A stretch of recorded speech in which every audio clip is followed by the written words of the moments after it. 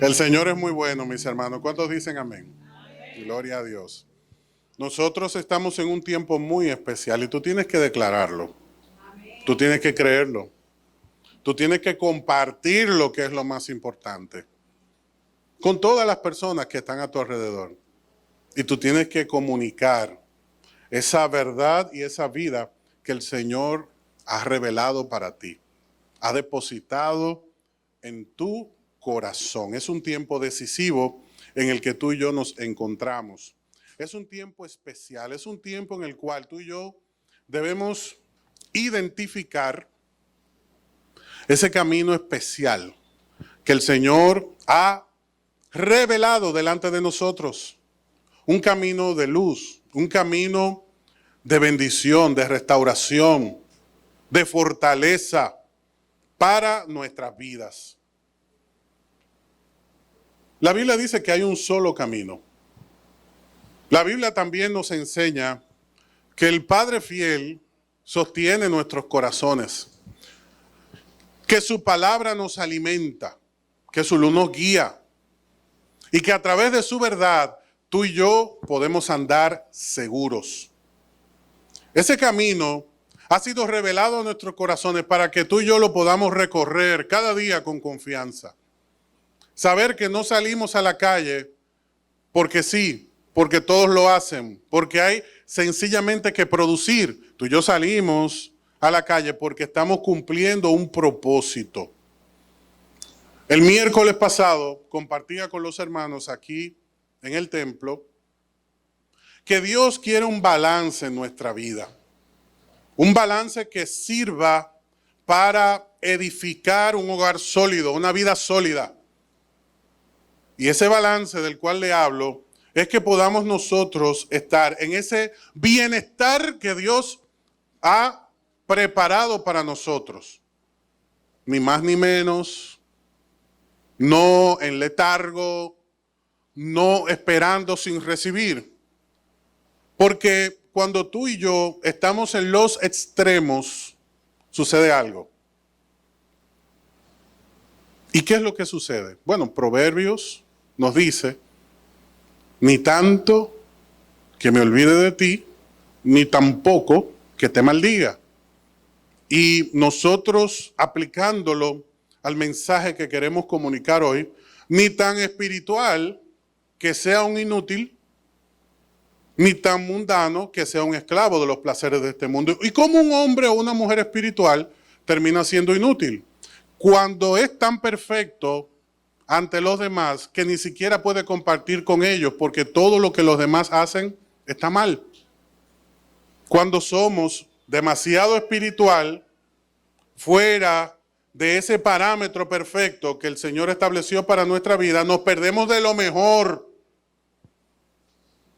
¿Y por qué nos perdemos de lo mejor? Porque precisamente cuando manifestamos nuestras debilidades y reconocemos nuestra dependencia de Dios y nuestro deseo de caminar en armonía con todos, entonces probamos lo mejor de la vida. Porque Dios ha puesto precisamente a nuestro lado las personas idóneas para perfeccionar nuestro carácter, para que nos apoyemos los unos a los otros y podamos cumplir la voluntad de Dios cuando nos dijo amar a Dios por encima de ¿qué? De todo. Y a nuestro prójimo como a nosotros mismos. Entonces Jesús fomentó y dedicó su vida a enseñar esto. Por eso estaba en la casa de la viuda, suplía el hambre del que estaba necesitado, sanaba al que estaba enfermo, amaba a todos, y proponía restauración, vida eterna para todo aquel que recibía su mensaje. Fíjate que nosotros, las personas, no vamos al infierno porque hagamos o no hagamos cosas. Por lo tanto, ser bueno nunca será suficiente. Cumplir nuestras responsabilidades es un deber. Lo que nos envía a la perdición eterna es no reconocer a Cristo. Punto. Mucha gente piensa que a través de sus obras puede ser salvo, o por lo que deja de hacer puede perder la salvación. Pero lo que nos daña espiritualmente hablando delante de Dios es no reconocer a Cristo como nuestro Señor y nuestro Salvador. Hemos estado hablando de los montes, de las montañas, y hay uno maravilloso que es el de la intimidad con Dios. Y de eso quiero que hablemos hoy. Jesús siempre estaba localizable. No hay ninguna forma en la que tú y yo podamos decir, se le cayó el internet al Señor. El Wi-Fi del cielo no falla. Incluso tenemos la dirección del Señor. ¿Tú sabías que tú puedes poner a Jesús en tu móvil? Y que si marcas, lo encontrarás. Quizá tú no te sabías ese truco. Es muy importante. Clama a mí. No dice ni algunos días, ni cuando te portes bien, ni cuando cantes, ni cuando prediques, ni cuando adores. Sencillamente, clama a mí y yo te responderé. Entonces, tú puedes poner en tu móvil Señor Jesucristo, y cuando vayas a llenar tu contacto, tú pones Jeremías 33:3. Y siempre que tú le des ahí, lo vas a encontrar. Él lo prometió. Clama a mí, yo te responderé y te mostraré cosas ocultas que tú no conoces. Entonces, los discípulos sabían que cuando Jesús no estaba con ellos sentado, que cuando Jesús no estaba sanando, predicando, amando, restaurando, era sencillo encontrarle. Cuando él salía de cena de una manera repentina y que no le avisó a nadie, estaba en el Monte de los Olivos. Por eso, cuando a Judas le dijeron, llévanos a ese supuesto maestro, él dijo, vengan, yo sé dónde él está. Oiga, ¿y dónde lo encontraron? En el Monte de los Olivos, porque él les enseñó a ellos, a través de esto, a pelear sus batallas. Hace un momento yo les decía, el Señor nos llama más que vencedores. No el que tuvo una victoria, sino más que vencedores. Esto es constante. Y la permanencia de esta condición se debe a que nosotros hemos encontrado a Jesús en el lugar donde Él habita.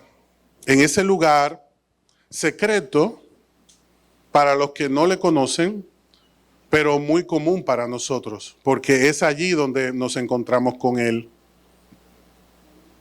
En Mateo 26, en el verso 36, el Señor le dice a los discípulos, acompáñenme al huerto. Ya ellos sabían a dónde iba. Llamado Getsemaní, el de los olivos. Entonces cuando llegaron allí le dijo, siéntense aquí mientras voy allí para orar. Ellos sabían que cuando Jesús iba a ese lugar era para orar. El que te conoce bien sabe que cuando tú entras al closet o te sientas en esa mecedora o te pones en esa posición particular, tú vas a orar.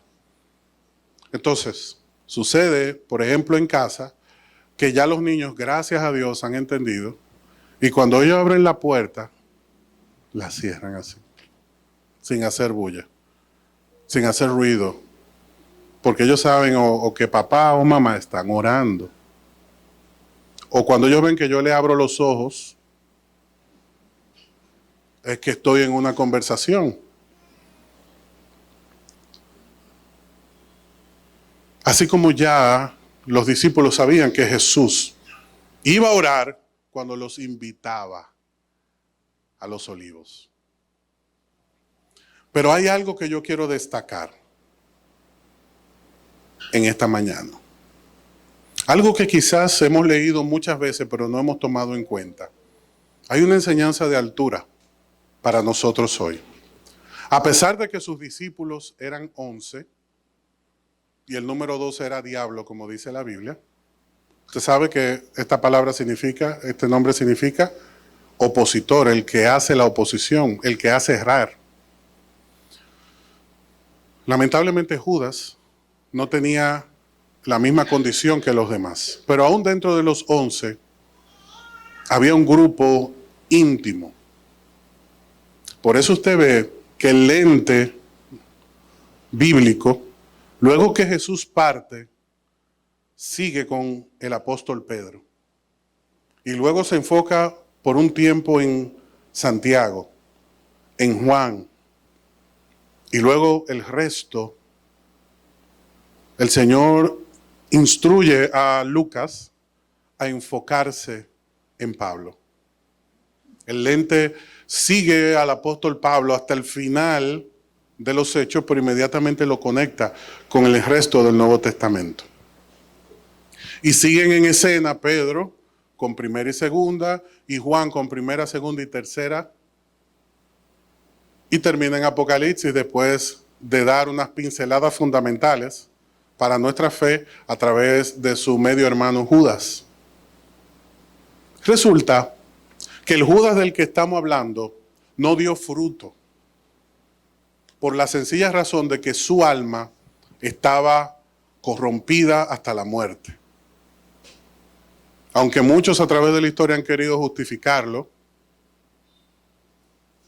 y verlo como el que en última instancia solamente podía cumplir esa misión, lamentablemente está condenado, porque el Señor lo condenó con nombre.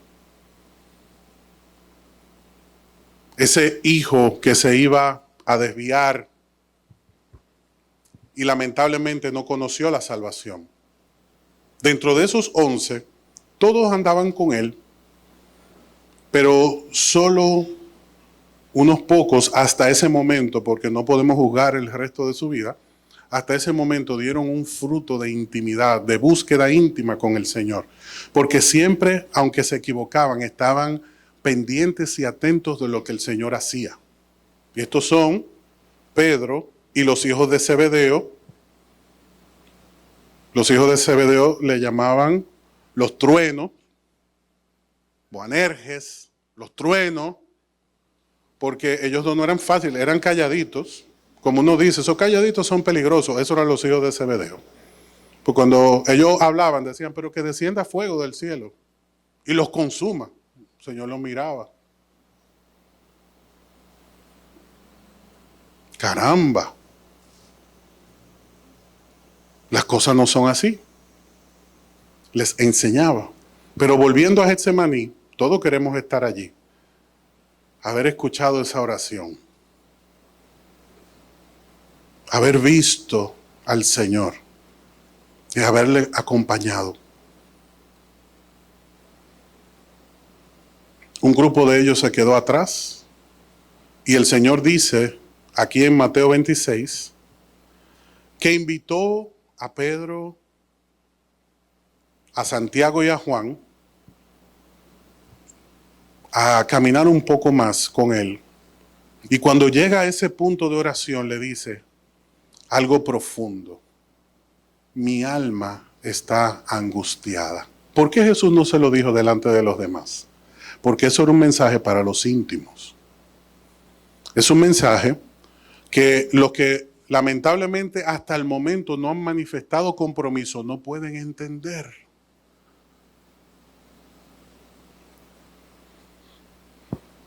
Y el Señor no los estaba privando del privilegio. Es que cuando Pedro veía a Jesús caminar por las aguas, se quería unir a él. Cuando el Señor decía, me van a matar, él decía, yo voy a morir contigo. Y aunque el Señor le decía, pero tú me vas a negar 3 veces, aún así él decía, no, yo no te voy a negar. Y lo negaba, pero después se reconciliaba con el Señor. Era una lucha la que tenía Pedro. Y los demás estaban siempre en escena sirviendo. ¿Dónde estaba Juan?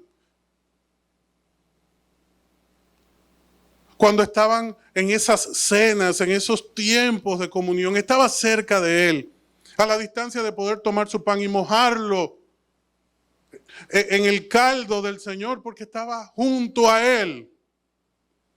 Hay otros que se conforman con estar en el ambiente, en la atmósfera. Pero hay otros que van más allá. Eso no tiene que ver con el favoritismo. Es que el que busca al Señor le encuentra. Si había 1000 más Daniel en Babilonia, iban a haber 1000 más profetas poderosos, ungidos y bendecidos. Porque el Señor no tiene favorito. El Señor a todos aquí nos ama igual. Pero es justo. Entonces, estos 3 hombres, discípulos, desesperadamente humanos, pecadores, siempre estaban buscando al Señor.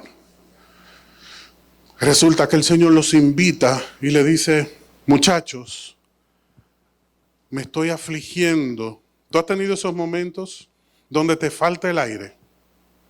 O esas noches donde tú no puedes dormir y si te recuestas, tú sientes que te vas a ahogar, entonces tienes que sentarte y tienes que llegar al lugar y tratar y bebes agua y oras, Señor. Y hay momentos que esos eventos son tan dramáticos que uno comienza a orar y a despedirse. Padre, guarda a mi familia, porque uno dice, me voy. Uno se siente terrible. Jesús estaba en ese momento. Jesús estaba en esa circunstancia. Y tú sabes qué nos muestra, que lo dejaron solo. Por eso, si te has sentido solo, no te sientas mal. Porque Dios te quería a ti. Dios te quería a ti. Y cuando Jesús le insistía, no lo hacía para avergonzarlo, le decía, no decaiga su fe, su espíritu está dispuesto, él lo reconocía, ustedes son míos, pero su carne es débil, vamos, oren conmigo. Quizás tú crees que el Señor le está diciendo, Pedro, Juan, Pedro, levántate, Pedro. Porque el Señor no estaba tomándose un té en los olivos, o no fue a desprender algunos olivos para que le gustaba comer, no. Estaba angustiado, desesperado, con la carga de todo el pecado de la humanidad sobre sus hombros y por su nivel. Sabía lo que venía. A Jesús no le dolían los clavos que venían. No le dolía la tribulación que venía. Le dolía la soledad del Padre. Lo que hizo transfigurarse al Señor, sudar sangre, era el vacío del Padre. Por primera vez en la historia del universo, Dios se separaba de Dios. Vamos a la escena. Dios se vaciaba, lo abandonó.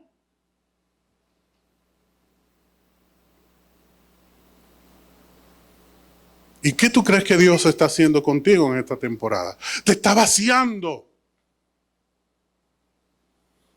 Te está vaciando. Me duele, pero es que te estoy vaciando para que te desprendas de eso. Te estoy machacando. Por eso te llevé a Getsemaní. Porque con el olivo lo único que le toca es ser machacado. Y crece en tierra árida, donde hay dificultad, y da fruto. Y el olivo se usa para ungir. Se usa como ungüento. Se usa para sanar, alimentar, bendecir. El olivo servía para ungir a las ovejas y que las garrapatas no calaran hasta sus oídos porque las enfermaban de muerte. Usted sabe que el enemigo se ha encargado de calar sus garrapatas espirituales hasta nuestros oídos para que se peguen allí, crezcan, se multipliquen, nos infecten y nos maten. Nos maten el corazón, la fe. Y oímos y nos cargamos hasta que nos contaminamos y terminamos decepcionados, dañados, mundanos, destruidos, sobre espiritualizando las cosas. Y Dios no nos quiere así. Nos unge la cabeza. Y por eso le dice a los discípulos, vamos a Getsemaní. Tú y yo estamos en Getsemaní. Y tenemos que decirle, gracias, Señor. Yo quiero que tú me reveles lo que hace tu siervo en ese lugar. Porque yo estoy allí. Y no tiene que ver con tu condición económica, no tiene que ver con más nada que no sea tu relación con Dios. Y el Señor le decía, acompáñenme a orar, acompáñenme a orar.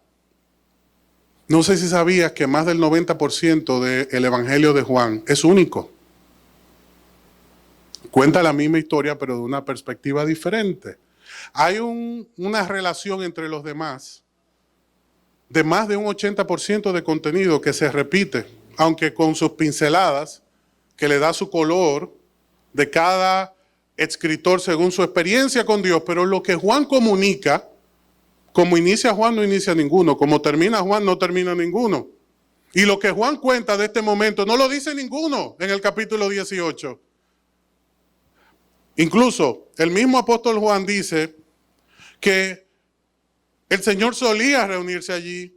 Habla de Judas, que conocía ese lugar, y habla de un trato, de una experiencia muy íntima, porque Jesús lo invitó a ir más allá y él se unió. El Señor te está llamando a unirte a su círculo de intimidad para que tú le puedas conocer como Él desea ser conocido y para que tú le veas como Él te ve.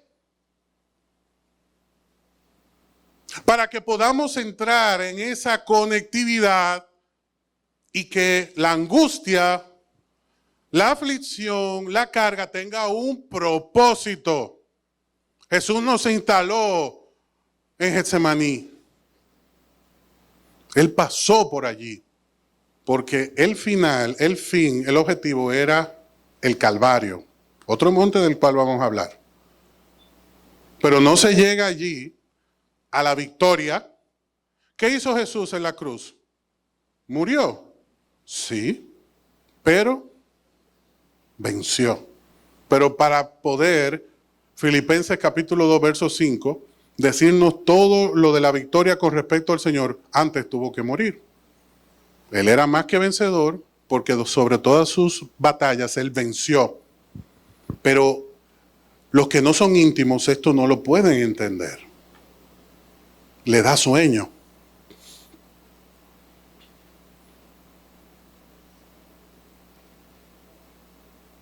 Mientras Jesús oraba, esos discípulos iban a estar. ¿Por qué razón? No, es que lamentablemente no había una necesidad hasta ese momento.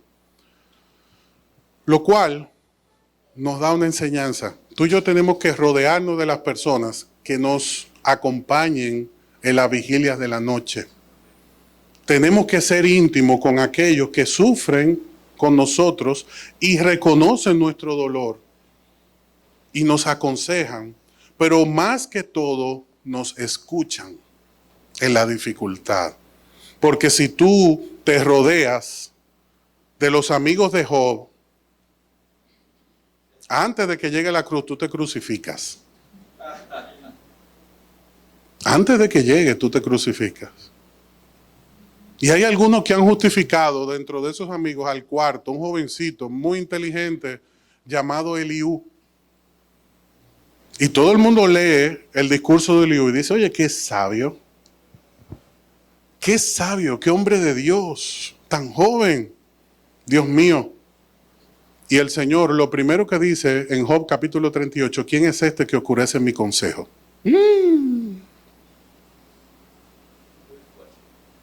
¿Y de quién cree que usted que estaba hablando Dios? De Job. Pero Job no había hablado. Ya Job tiró la toalla. No, ya hagan lo que ustedes quieran conmigo. Un barbecue. Estaba cansado ya. Y desde un torbellino Dios le dice, ¿quién es ese que oscurece mi consejo? ¿Quién ha dicho que tú estás en la prueba porque eres malo? Si precisamente a mis siervos más íntimos son los que más pruebas reciben.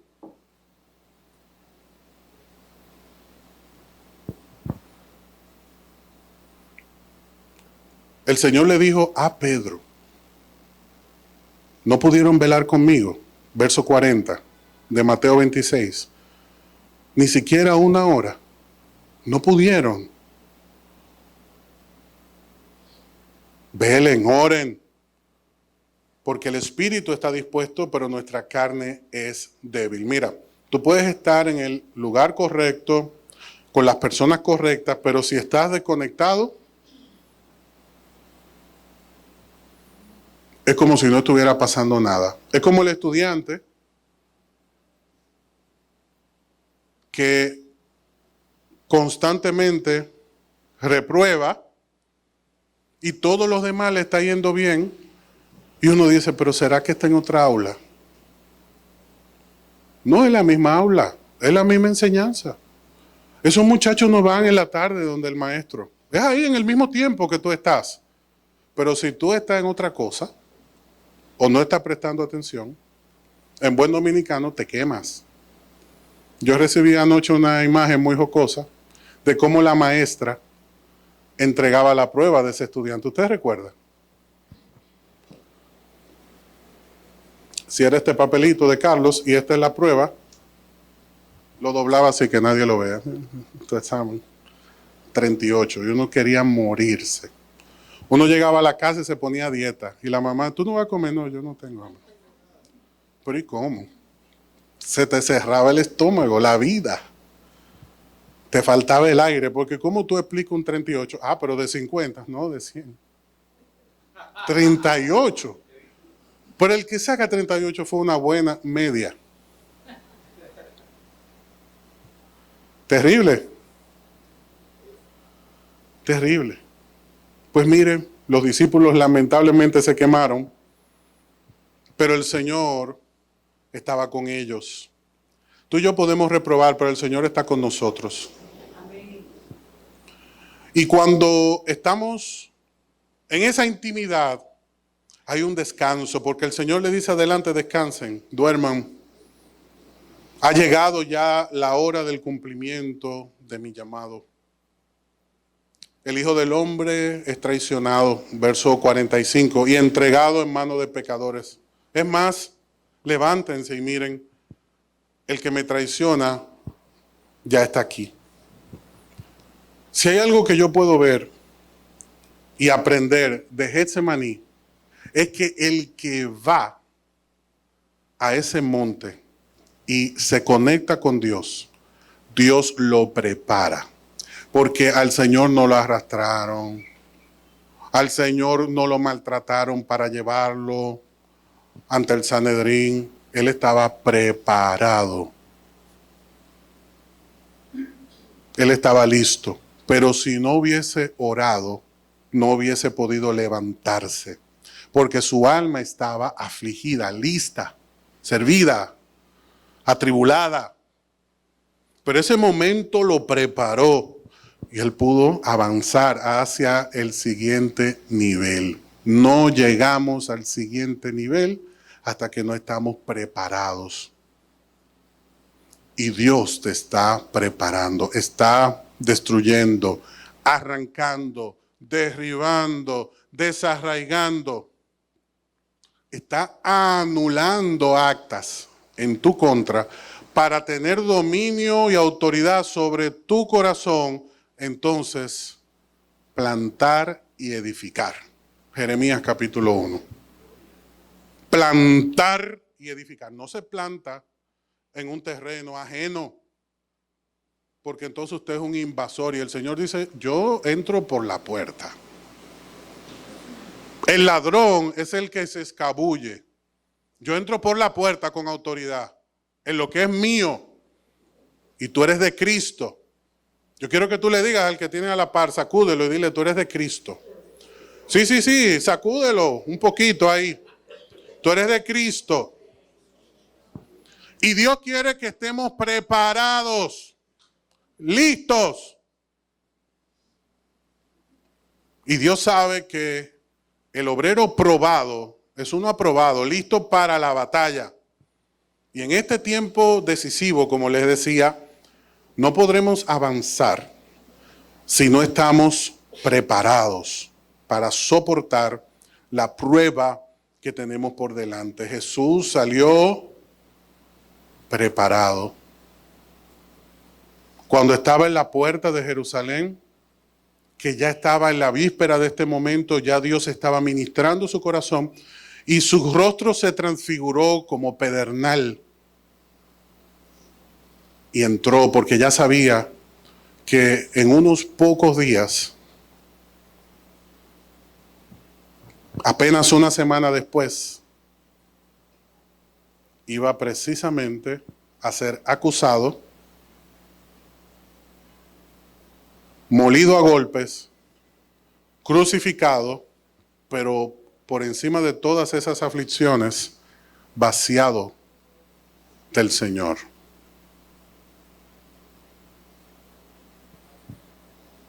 La unión de Dios ha sido interpretada dentro de nuestra posibilidad humana como una unión perfecta, inseparable, indivisible, siendo uno. Y aquí sucede un proceso imposible de definir. Dios se separó de Dios, porque el Hijo le dijo: Padre, ¿por qué me has abandonado? David lo vivió eso, Salmo 22. Él lo vivió y da un salmo profético, palabra por palabra, lo que el Señor dijo en la cruz. Y Dios se separó de Dios, se vació. Si mal no recuerdo, esto es un proceso identificado como una kenosis. Vaciado. Esa perfecta unión se rompió. Y es allí donde nosotros vemos un evento trascendental. Se nubla el cielo y tiembla la tierra y se quiebran las piedras en ese lugar. Ya tú sabes lo que estaba pasando. Y en el templo se rasga el velo. ¿Por qué razón? Porque el Señor nos está diciendo: no es cualquier cosa lo que está pasando. Y de un momento a otro comienzan a salir personas de las tumbas. Imagínense, un primo, un hermano que usted haya despedido, que le toque la puerta. ¿Qué hay de comer? No, espérate. ¿Y qué pasó? El Señor pasó por ahí porque iba a arrebatarle la llave al enemigo.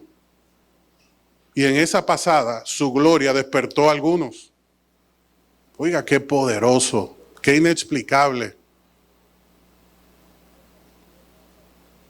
Eso no se explica, eso se vive.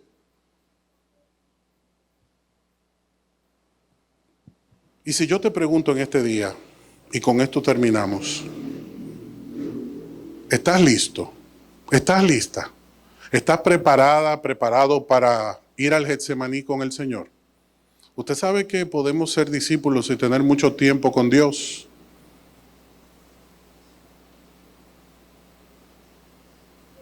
Pero no todo el mundo está preparado. Siempre hemos escuchado, hay un proceso. Una cosa es el creyente y otra cosa es el discípulo. Y el Señor dice: sí, pero hay otro nivel. El íntimo. El que escucha mi voz, el que me conoce, a quien yo me revelo. Y sí, si no estamos con Él, estamos contra Él. Y sí, si yo vivo a mi manera, no le oigo, no le escucho. Me apago. No menospreciéis la profecía, dice el Señor. No contradigan lo que dice el Espíritu. No apaguen el Espíritu. Hay muchas personas que están viviendo en automático, lamentablemente. Y Dios te quiere cerca, despierto, activo, listo, preparado. Porque el que no lo está, no podrá disfrutar de lo mejor del Señor. En esos días siguientes, cuando están los discípulos en sus asambleas, todos estaban hablando de sus experiencias. ¿Y de qué usted cree que hablaba Pedro y Juan? De ese último momento íntimo. Y cuando Pedro alardeaba, le decía a Juan, sí, pero él a mí me dijo, madre, ahí tu hijo, y ahí tu madre. Estoy más conectado. Y ya cuando Pedro estaba sacando la espada de Malco, entonces entró Tomás. Y le dijo, ¿de qué ustedes hablan? No, que vimos al Señor resucitado. ¿Y qué? ¿Cómo ustedes? Suelten eso, hay que seguir adelante, señores. Yo voy a creer eso cuando yo lo vea. Y todo el mundo se queda mirando a Tomás. Es cierto, lo estoy diciendo de verdad, cuando yo lo vea. Y todo el mundo mirándolo fijo. Porque el Señor estaba detrás. Y le dijo, pasa a vosotros. Tú no me querías ver, Tomás, estoy aquí. Entra aquí el dedo en el costado. Mira mis manos horadadas, ¿qué te parece? Mírame los pies. Mire cuántas cualidades de discípulo podemos representar. Hay algunos que buscan señales, hay otros que no entienden lo que está pasando, pero los íntimos avanzan. Y yo quiero que tú puedas avanzar. Padre, despierta nuestro espíritu. Llama a nuestro corazón, Señor. Tantas veces que hemos hablado del avivamiento, pero el avivamiento está aquí y se trata de vidas transformadas. Vidas transformadas. Señor, transforma, reedifica, fortalece nuestra vida porque lo necesitamos. Abre nuestros ojos. Que no terminemos como Judas, destruido. Que no terminemos como aquellos que no entendían lo que pasaba. Que no pidamos pruebas de tu amor. Enséñanos a caminar contigo y a confiar de todo corazón. Consume, Señor, con tu fuego todo lo que hay en nuestra vida que no sea semejante a ti, que no tenga comunión contigo, que nos aparte de tu presencia. Consúmelo, Señor. Llévate todo letargo. Revélate a nosotros. Así como lo hiciste de camino de Emaús. Revélate a nosotros. Haznos sentir ese fuego en el corazón que avive nuestra vida. Despiértanos, Señor. Una cosa es avivamiento, otra cosa es despertar. Un despertar es algo nuevo, diferente. Esos discípulos de Emaús despertaron cuando comieron el pan, sus ojos fueron abiertos y Jesús desapareció. Como lo hizo Felipe. Desapareció en un instante. Y ellos corrieron a contárselo a los discípulos. Pero eso fue una experiencia que nadie se la podía robar. No era algo que aprendieron, no era algo que oyeron, era algo que vivieron. Y Dios quiere que lo vivas. Ese despertar a la gracia. Ese despertar a la unción. Para que camines sobre los mares en tempestad. Para que cuando se levanten los 71 del Sanedrín, tú puedas decir delante de ellos, no puedo callar, ni dejar de enseñar lo que he visto, lo que he oído.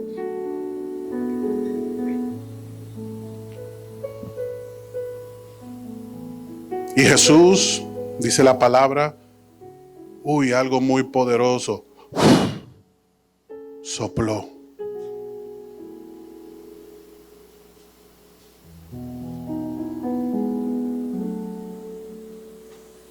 Saúl tenía el espíritu sobre él. Y así como vino, se fue. Esa era la misma experiencia que estaba viviendo Pedro. Por eso venía, iba, adoraba y peleaba. Cortaba orejas y se arrepentía. Pero después de ese día, el Señor le sopló algo nuevo, un despertar. Ahora el avivamiento es recuperar lo que se perdió.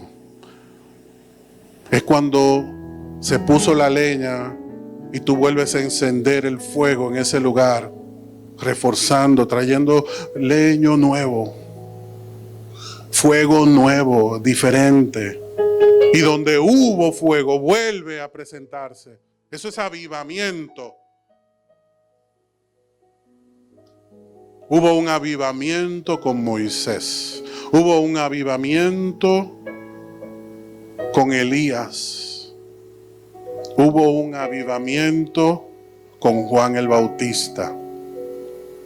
Con Jesús hubo un despertar, algo nunca conocido. Por eso Juan decía, yo te puedo bautizar con agua, pero el que viene, Él lo hace con espíritu y fuego. Espíritu y fuego, que tu alma lo escuche, espíritu y fuego, el mismo fuego que el Señor hoy hace arder en tu corazón para que vuelvas, para que despiertes. El Señor está comunicando vida en este momento a tu espíritu. No era enfermo que estabas.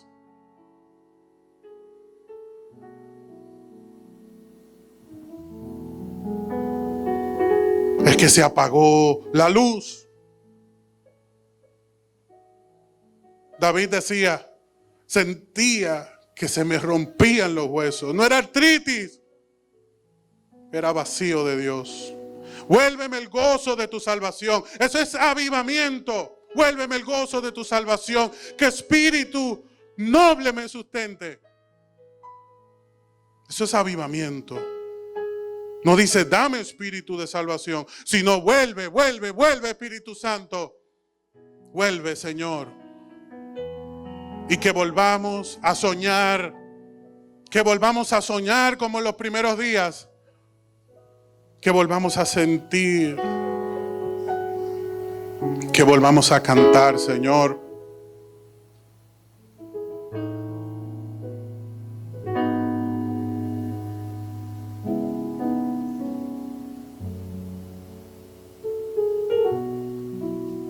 Como el ciervo que brama por las aguas. Sí, tú tienes sed. Tu alma tiene sed de Dios.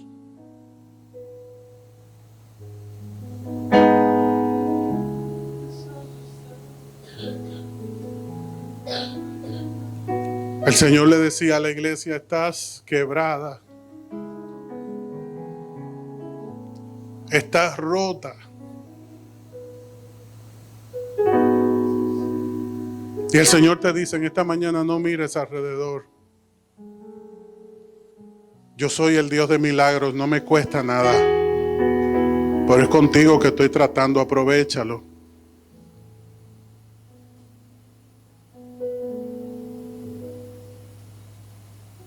Yo sabía estar rodeado de multitudes y al siguiente segundo estar solo. Y humanamente hablando, mal acompañado.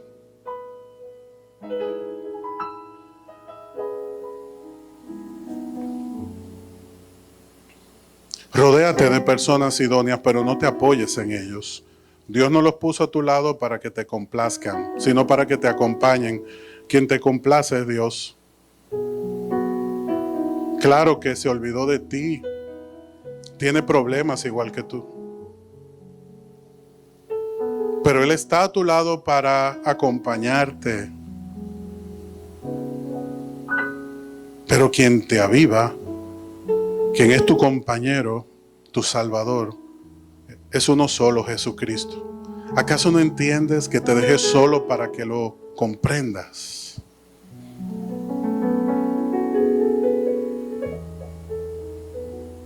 No oscurezcas el consejo de Dios con preguntas vanas.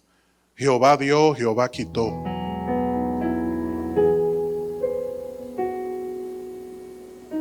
Él es dueño, Él es rey, Él es soberano, Él no pregunta, Él no responde, Él hace y se cumple. No le respondió a Job, no lo va a hacer contigo, hermano, hermana, entiéndalo, no lo va a hacer. Si lo hace, dejó de ser Dios. Dios no pregunta. La promesa es que todo lo que Él hace es para tu bien. Entiéndelo. Tú puedes gritar de desesperación. Tú puedes clamar, pero nadie hace cambiar la mano de Dios.